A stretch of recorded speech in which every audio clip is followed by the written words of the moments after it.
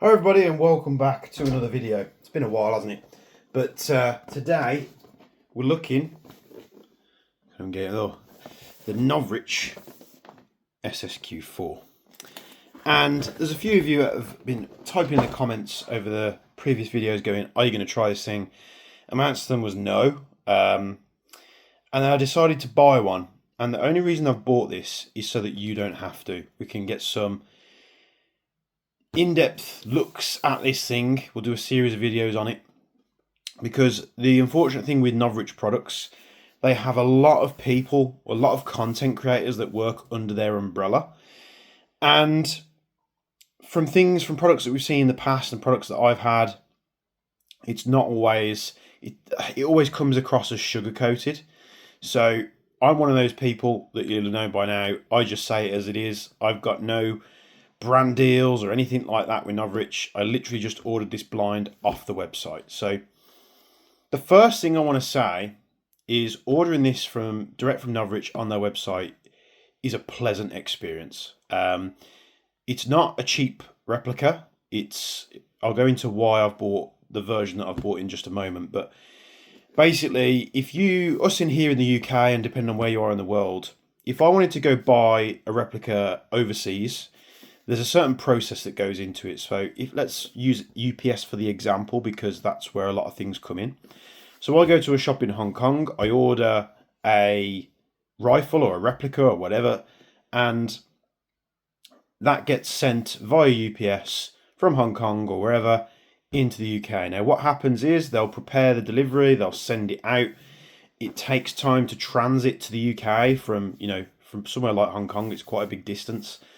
That takes usually 1 to 2 days, and it will arrive in the UK. After that, you start the BS process, as I've called it in the past, of UPS. It's a random number generator. But more often than not, and a lot of people ask me about importing stuff into the UK. Sorry about talking about this at the start of the video. If you want to skip ahead, feel free. But for those of you that are in the UK or they're importing it directly from Novritsch, this is obviously going to make a lot of sense. So you order it, it comes in through UPS, it takes 1 or 2 days to get to the UK.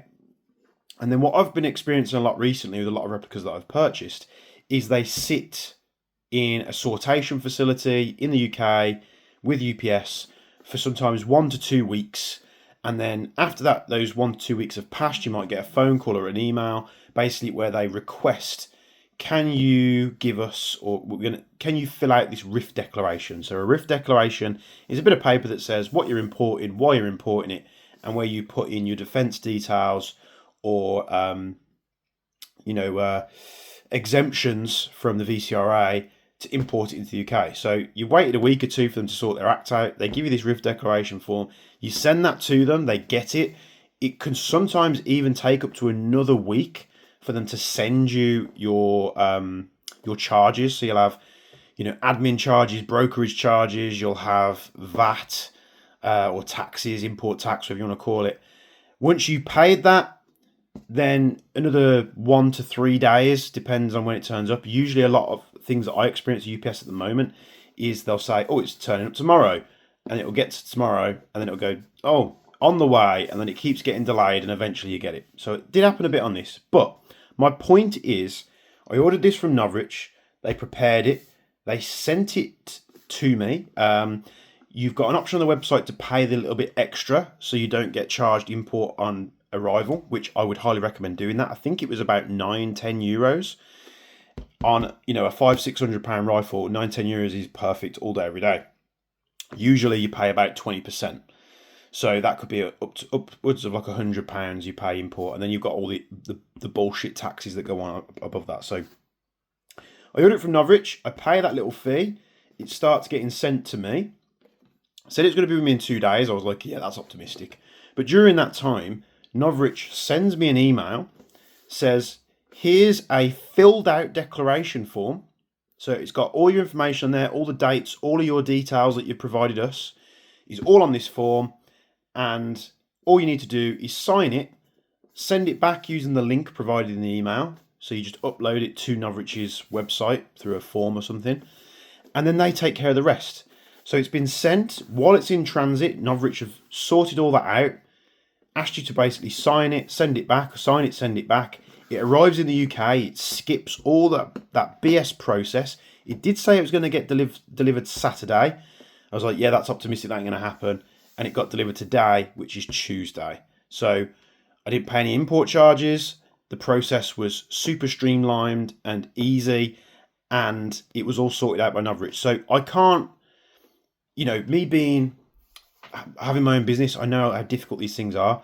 That to me has value. Like, I really did appreciate that. Someone that reports a lot of stuff. So we're going to get that out of the way. So if you're ordering from the UK from Novritsch, that's the kind of experience you're going to get, and it's amazing. It's top notch. I can't fault them on that. I've never experienced that anywhere else. So the SSQ4, however, comes in two variants. You get the gas variant, you get the HPA variant. Now, what I've got in here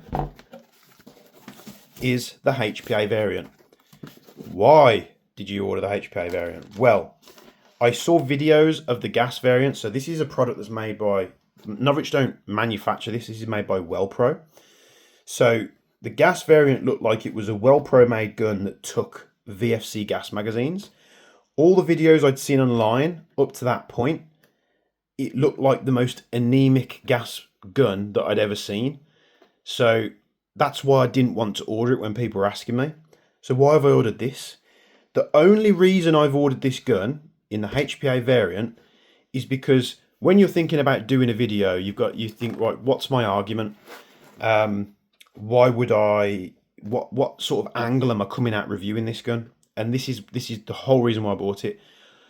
Is this gun going to be a great gateway for those HPA users, those that are using MTWs or AEGs with HPA conversions, anything like that?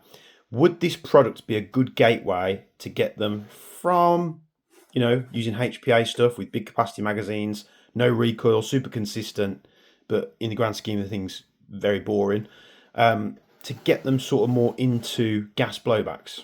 Now, I'm not expecting much from this, but we'll get to that as we go through the video. So in the box, we get the replica itself, which is the HPA variant. We get this, which I thought was odd, which is a replacement bolt rod.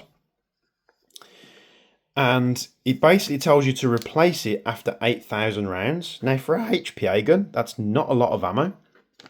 And to me, if this part is wearing out within 8,000 rounds, why would you not build this to a better standard? Again, no idea. Got a couple of valves in here. I think they, from what I gather watching the videos, they were going to go with a system like this for the adjustability of it, and I think they went a different direction, but they put these in anyway. I can't see it in the bolt yet, so we'll take a look at that. So with the HPA variant, you will get mid-cap magazines. They are very funky mid-cap magazines. If those of you have been airsofting for a while, you know this system looks very familiar, because for me, the person that I saw do this years ago was a company called Frog Engineering, and they basically made a gas gun that was HPA fed, and they came with these funny magazines. So that's where the technology, as far back as I can tell, is where it comes from. So we're going to leave this replacement part in the box for now. You get an online guide. You can go onto their website. You can watch a bunch of videos. We'll get this box out the way. Now, the magazines for this replica are proprietary, so you can't use other mid-caps. You can't use your PTS, EPMs. You're going to have to use these magazines. So I did pick up some more, because obviously I want to put this through its paces in gameplay and on the range, which we'll be getting to, very soon once our new studio and office has been set up. You can see a sneak peek of that on the YouTube shorts on this channel. And apologies, it's going to be a long video. I like to cover all my bases. So you do get these envelopes sometimes when you order stuff from Novritsch, and you can get like a bunch of stickers. Some of them are kind of funny. Some of them are kind of like, I don't know, stickers for your BB bottles. There's got to be something in here that says built by airsofters for airsofters. There just has to be. I'm expecting it. Where is it? These are actually pretty good cards. So you've got pickup games like your Walk-On and your Milsim, and it gives you this checklist. This is actually a really nice little touch. I like that from them. We've got an SSP patch. And there we go. So it's just a bit from him. There's going to be something in there about built by Airsofters because I've seen it before, but we'll leave it there. So you get that in the parcel. So there are places that stock Novritsch products, apologies, in the UK. So you can get it over there. So this gun is predominantly sold as a gas blowback, but this is the HPA variant where it's kind of like a hybrid system, as you'll see here. So the one thing that I've noticed about this is, just obviously looking at different videos, is they've gone with this sort of like, what were those bolts called that Maple Leaf did? I can't remember the name of it now. So it's like a hybrid half bolt system. It's very, very weird. What I have, oh, that's fell out. What I have noticed, let's get this in the right way, is on their website they're now saying that they're working on a full bolt system. So this gun is going to be anemic. Just based off my experience, I know it's going to be like. So they've put like a. It's gonna irritate me that I can't remember the name of the bolt. They've put like a half bolt system because you can, you know, put like a folding stock on or whatever. That doesn't come with it. That part isn't even released yet. I would much have preferred them put a full bolt, which they're doing separately, with a proper spring in here, and then selling that as the accessory pack.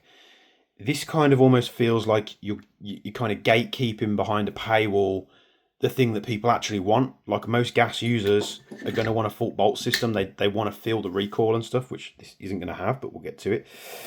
Let's pop the upper receiver off here, just so we can take a quick look at what's going on. So we'll take a quick look at the nozzle here. So it does look like we've got an end pass fitted. So they changed the design at some point and they went with the normal style end pass valve. There's not a lot of weight to this at all. It does tell you not to rotate it because this part looks like it screws in. Again, why we have to replace this after 8,000 rounds, I'm not sure. So quite heavily greased up here. We've got like a GBB style hot rubber. This is like a Maple Leaf. I think it's one of the silicone ones. I'll probably swap this out because I'm not a massive fan of those. Barrel wise, it's a brass barrel by the looks of it. Charging handle. I'm not sure if this stuff is compatible with anything. At a quick glance, I would say no. But we can get this bolt shoved back into the upper. So you see this gets retained by the receiver and the bolt travels that far. Right, the lower, that's what it looks like. Most of the weight is in the lower. The upper weighs not much at all, but this is a chunky piece. So we've got an airline. This kind of looks to me, it looks cheap the way that this has been done, but I suppose there's only so many ways you can skin a cat. I just would have preferred it if this was a bit more professional manufacturing wise. These guns aren't cheap. But basically, you're housing the top half of the gas magazine here and you're feeding the air in. We have a bolt system which has just decided to get stuck as I've pulled it up. Well, that's great. So that's just come out of alignment as I've pressed it by accident. Annoying. Can we get this back in?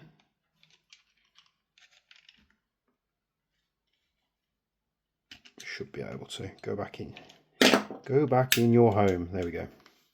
So I'll press it lightly. So there's the bolt stop.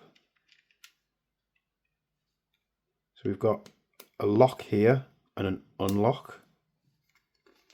So we will have a system somewhere to push that up. Now I did see something, I think it was a Jet the Desert Fox video where he was doing obviously a bit of promo. He obviously gets invited out and they run around on a field shooting these things. And I saw him question Novritsch on something, and I'd already ordered it at this point and it did really annoy me. And Jet basically said to him that the gun's not locking back on empty. And Chris was like, Christoph gave like a really backhanded comment like, oh yeah, we know we prioritized feeding over the bolt lock, which is fine, but the gun is sold as having a functional bolt lock, as you see here. Like the technology and the mechanisms are there. Let's see if we can push this out like that. So that comes up and you've got this bolt lock section here. So you'd have to watch the video to understand. It really caught me off guard, and I was like, well, that's a massive cop-out. You're selling this new, you know, look, we've done something no one has ever done before, even though it has been out before, but and then basically saying, well, we know the mags don't bolt lock, but yeah, we're just sending it anyway. So there we have it. Trigger, let's have a look at that before we get to shooting this thing. So the trigger, quite a hard pull, but a nice crisp action. Trigger's not bad at all. Feels a little bit hollow, but it's got a nice break point. I'm going to take a tank. I'm going to set this up. I'll probably turn this up a little bit. Let's get something in here so we can adjust it. My tools are everywhere at the moment because we're obviously moving a lot of stuff. That's the wrong one. Where's my T10? There it is. So let's turn this up. We'll go to 100. Usually with gas stuff, when it's HPA converted, you run it about 120. But we just want to see what happens. So with anything that's got this type of system in anything like a hybrid, you always want to make sure you rack the gun first, because if you put the air in, it's going to, you know, it's going to function the bolt. So rack it, charge it first, and then we're going to put the airline on. So I'm not hearing any leaks to begin with, which is a good sign. And we're going to dry fire this bad boy. We're going to do it in a safe direction. The gun is empty. So we've got semi-auto.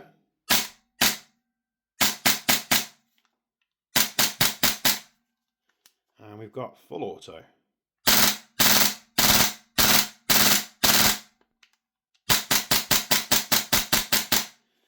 I'll be completely honest with you, boys and girls. That feels a lot better than I thought it would. Like, I saw videos of this firing. You know, people obviously got their hands on them a little bit sooner. And I looked at it in the videos and I was like, oh, that seems really anemic. But honestly, it's not. It's not bad. Let me put it in my shoulder.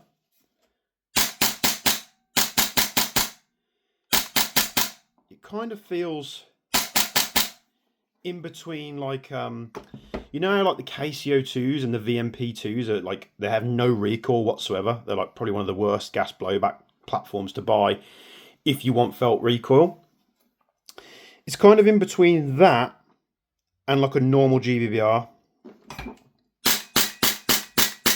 Like a gas SMG. So not crazy like a rifle. But it has surprised me. Right, what I'm going to do, I'm going to grab some ammo and we're going to see what it chronos on, because we're going to see what PSI we're going to need to run it at. Now, I would normally go for about 120 and then we'll dial the MPAS in. You know, it's a gas gun, so we can do that. In fact, let's turn it up to about we're on 110. The regulator has crept up a little bit. So we'll go up to 120-ish. And we'll see if that's made a difference.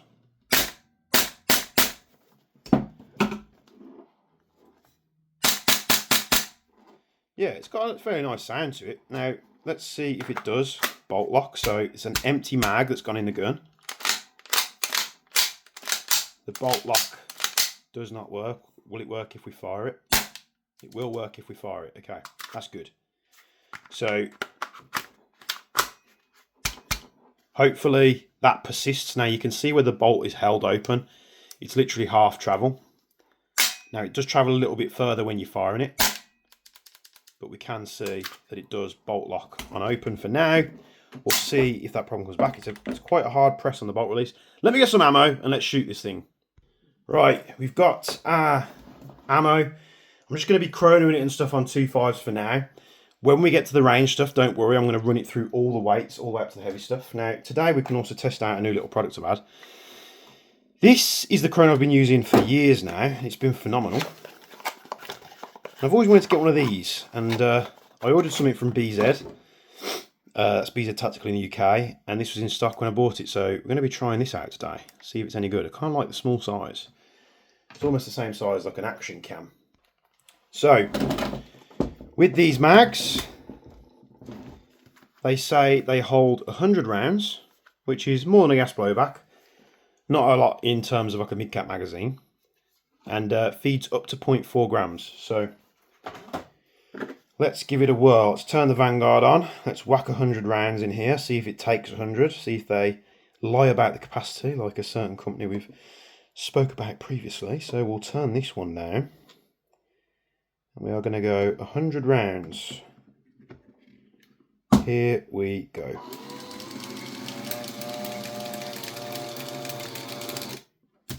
Yep, took 100 rounds like a champ. Let's put that down there for now. The mags, honestly, they're fairly lightweight. They're a bit strange because it's not something like you're used to. But they'll I imagine these are going to fit in pouches just fine. Right, we're at 120 psi. Can put the mag in.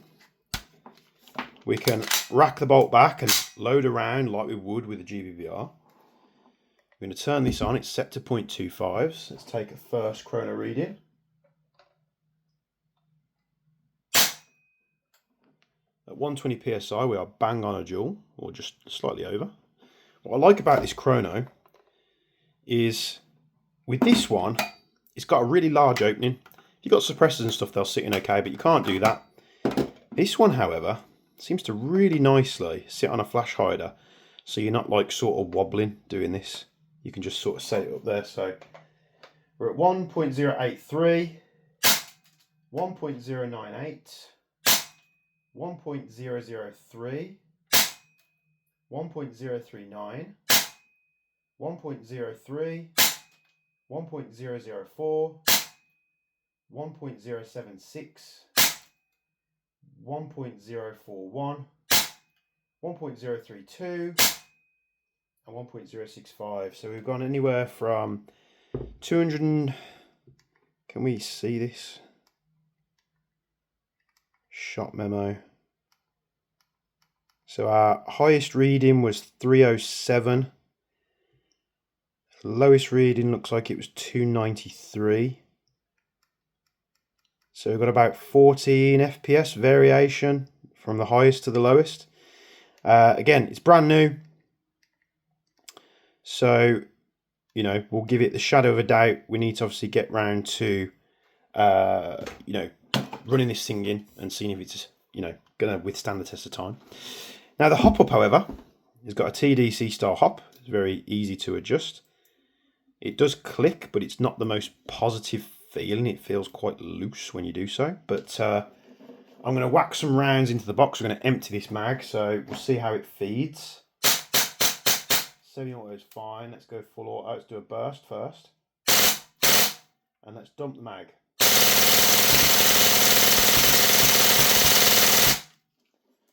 So you might have heard a bit of a sound difference. It wasn't horrendous, but it was like bump, bump. And it's just every now and again you'll get like not like a misfeed. It's like the mags can't keep up with how fast the cyclic rate it is on this thing. Obviously you've got a short bolt.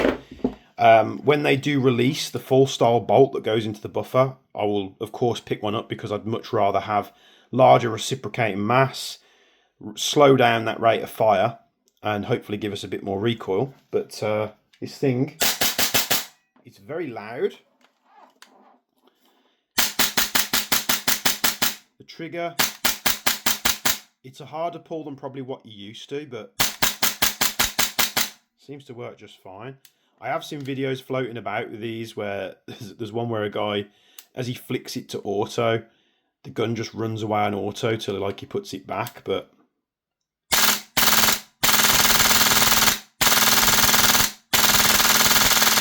you can actually hear that. I don't know if you can hear that popping. It might be very loud. Apologies to headphone users, but you can hear that popping when it's not even got rounds in it. So that popping that we were hearing wasn't from the mags feeding. It's from the system. It's almost like it's, I don't know, it's strange. It's like, it's hard to describe. It's like da da da da da da bop bop da da da bop bop bop da da da bop bop, and it's like, I'm not sure whether the system's running out of air. We did have plenty of fuel in the tank, so yeah, we've got plenty of fuel in the tank. We have crept up slightly. This Wolverine Storm does creep up every now and again, so we're about 125.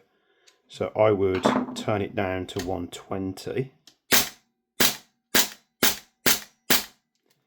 So yeah, there are our first findings of this SSQ4. There's going to be a bit of a different man of arms with this thing because it's like a hybrid thing, like the AAP that we looked at before. Now you can't actually lock the bolt to the rear with this bolt release. You have to use the one on the left. But the great thing about this rifle, you know, with no airline connected, the gun can't fire. You just have to take and remember that before you use this thing, you can't just go and, you know what, I'm going to show you. I'm going to show you what happens. This is what's going to happen if you don't cock the gun first. It's going to do that. And if there's a round in the chamber, that's just gone down your barrel. So always, always, always, before you connect your airline, just rack the gun. You don't necessarily have to lock it on empty. Just rack it so that it, you know, cocks the hammer out of the way. I would always probably make a habit of just locking it to the rear, just so you can inspect the barrel and confirm that it's not loaded. But yeah, there's our initial thoughts. Honestly, I thought this was going to go a different way. And a few of you might think that I'm out to get certain companies. I'm not. I just love it. I love it when I'm not, like, I'm underestimating how good it's going to be out the box. Does that make sense? So when a product like this that I think isn't going to be quite as good as what I expect, and it's sort of better than what I expected, and it surprises me, I actually really do like that. So first initial impressions, this isn't a full review. We're going to have to take time to do that. We'll be taking it to a game. So I might take it Thursday and do some CQB with it, because we've got a couple of days to worry about that. And we'll of course get this thing on the range, testing it with heavy ammo. We're very close to that, boys and girls, so don't worry. Because I'm in the moving process now, I'm just trying to do a quick video in between. I've got loads of videos backed up that I need to do. So it looks like you can swap out your grip for GBB or real steel grips without, you'll have to drill them in a different point, because the airline's not going up into the receiver like an MTW. It comes down and it's hidden in this trigger guard here. I am very excited to see AirTac's take on this type of system, because they've done a lower for the MWS system. The only reason I haven't invested in that system first, because on their first batch, you had to send your rifles out to AirTac in Northern Ireland, which I was just categorically, I'm not going to do that. Most of my rifles are very expensive, and I'm not going to ship a rifle out there for there to be a potential issue and you never get it back. So I told AirTac, one of the guys at AirTac, who's, you know, involved with running it now, and I did say, as soon as it's ready for me to order and you'll just send it to me, we'll take a look. So that could be cool. It'd be a similar style system to this. I still think that the gas variant of this is going to be a waste of money. I just don't see it being a competent gas blowback. I could be wrong on that. Now, when I did look at videos beforehand, the HPA one always looked like it was a bit better performing than, and I'm sure it should be, than the gas one. The gas one looked like it was using VFC style magazines, but again, the gun is made by Wellpro. And the videos that I saw of the gas one firing, it was doing spitting gas and this, that, and the other. And I'm like, this one seems like a more justified purchase to me. And I'm sure a lot of you are interested. So Novritsch is one of those companies that people love to hate. I've had my fair share of criticism of Novritsch over the years, and I don't shy away from that. They haven't paid me to do this review. They don't even know that I'm doing it unless they pick up my name when I put the order through. One of the best products I've got in all of my gear that I own, surprisingly enough, and a lot of you are going to be surprised, this is a Novritsch product, but it's not a gun. So when I got their anti-fog unit with the Pyramex glasses that, you know, I routed into my helmet, that has been one of the best pieces of equipment I have ever bought. And now I religiously just wear and use their goggles and anti-fog system. The goggles are made by Pyramex, but, you know, comes with a little cutter. You can route the airline in. It's been one of the things I use at every airsoft game I go to now. I won't use anything else because it's just effortless. Put your goggles on, put your helmet on, flick the switch at the back. You've got air blowing in, and even in really hot weather, in CQB, I've never had an issue with it. So one of my favourite pieces of equipment I own is made by Novritsch. A lot of the guns, however, have been a little bit lackluster, but I've got a bit more hope for this one. So there's going to be people out there that go through this rifle in much more detail. To be honest with you, if you guys are subscribing to this channel and you're watching me, you know I do things a bit differently. It's an M4. Here's the selector. You know, here's the mag release. It's all numbed down stuff. What I'm trying to get across on video to you is why or why not you should buy one of these. So, conclusion after the first video, surprisingly, it feels fairly decent. The mags, you know, they stop on empty, even though it doesn't do it manually. It requires, no matter how hard I rack that bolt back, it will not lock on empty, which doesn't really matter. But if I plug the airline in and fire it, it does. So, happy days. Thank you all for tuning this video. Like I say, go check out the sneak peek of the new office and studio that I put up on YouTube Shorts. The quality that you're used to with the videos is going to dramatically change soon. You'll have seen, if you've been watching me for a while, you've seen this bench getting more and more overcrowded because I'm just getting that much busier. There's so much stuff going on. We're going to fresh new digs. The studio's amazing. We've got dedicated workbenches for each type of video that I do. We've got an in-room dump box or like mini range. You know, I'm not one of these YouTubers or content creators that dumps a magazine into a box that's 2 meters ago and goes, wow, look how amazing it is. No, we get it on the range, we verify, and we show you what we find. Now, with that, we've got the new indoor 60-meter shooting range that's available down at HC2 in Wolverhampton. You'll probably see me talk about HC2 a lot. I'm there a lot of the time. I really enjoy the CQB games get there. The facilities are awesome. So that's where I've decided, with very much thanks to the guys at HC2 and big thanks to Paul, that's where I'm now relocating to for my office and my studio, and it's going to be where I'm working a lot. I'll be working with the HC2 guys a lot, so it's all going to make sense very soon. I hope you enjoy the time and expense that's been put into this studio, and we also get to see, and it's been making me feel sick putting all the guns on the wall that I have, because you realise how much you've got. So I'm going to stop waffling now. We'll let you get back to your Tuesday evening. I'll try and get this uploaded and posted straight away. And we're going to have a look at this thing. We're going to get to a gameplay with it. We're going to see how it performs. But out the box impressions, just to wrap it up, because I know I waffle a lot, seems to be like they're onto something. So thanks for watching. Down in the description, you'll find a link to the Jagerson Discord where you can get involved in the Jager community. Like the video, subscribe to the channel if you can, helps me out a lot. And as always, from me and Bench, whose days are numbered, we'll see you in the next one.